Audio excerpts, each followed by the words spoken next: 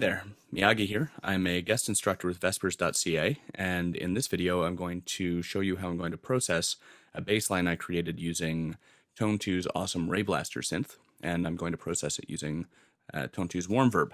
So just to let you hear the bassline, I'll fire up a couple bars of the song here. It's a remix that I'm working on with Vespers, and this is the bassline in the context of the tune.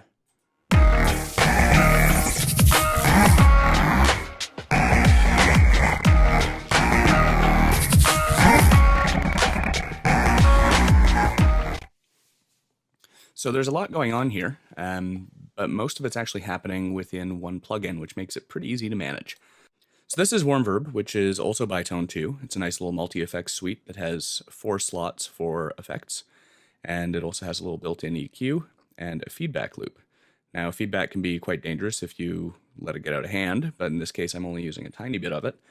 And it's being mixed back in with the original signal at effect 1. And that's been chosen through the routing section down here. So in this case, audio goes into effect 1, to effect 2, to the EQ, to effect 3, to effect 4, and then part of it's looped back in to effect 1's input, and it's also passed to the output. So it just introduces a little bit of grit back into the signal chain.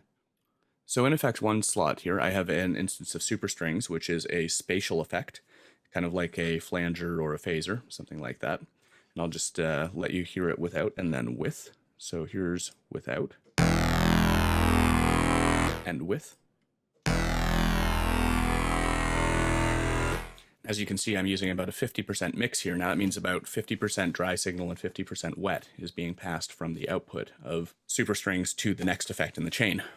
This is a really nice feature because it means that if you decide that you've gone a little bit too hard with any one effect, you can roll back that single effect rather than having to roll back the entire effect on the whole channel. So you get really finite control over the amount of each effect that you're introducing to your chain here. So effect 1's output gets bounced over to effect 2, which is this transistor distortion type. And again, I'm using it about 50% wet dry. I'm driving it quite hard though.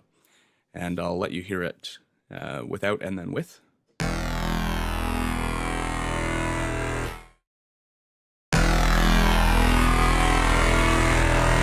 So that brings the sound way up in terms of signal level and fattens it up, brings it up more in the mix, adds a little bit of extra sheen to it. It's then passed on to this EQ where I'm adding a little bit in the top end just to give effect 3 a little bit more to work with, and effect 3 is called talkbox. And because I really wanted to draw out some vocal, vowel-y, guttural tones in this sound, I decided a talkbox effect or a vocoder effect would be the way to go. In this case, I've chosen talkbox, and I've used a little bit of LFO to control a sweep of the formant. So there's a little bit of motion in this effect as well. So I'll let you hear it without, and then afterwards I'll let you hear it with. So here's without. And here's with. Now, it's actually going to sound a lot better when I drop it down an octave here, because the talkbox effect kind of boxes the sound in, and it makes it feel very confined, but it really draws out some sibilance on the kind of vowel-y, vocally tones that I really want to bring up in this bass line. So here it is an octave lower. So yeah, big sound there. And last but not least, I have a stereo phaser, which is just adding a little bit more motion into the sound and just causing it to shimmer a little bit more.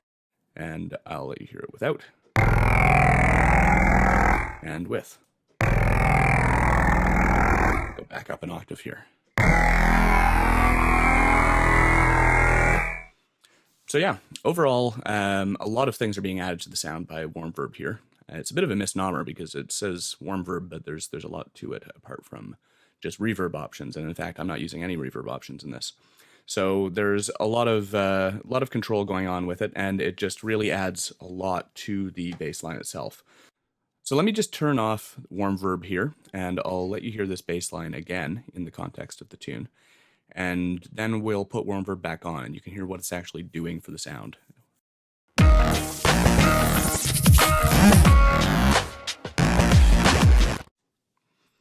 One more time with Warmverb on.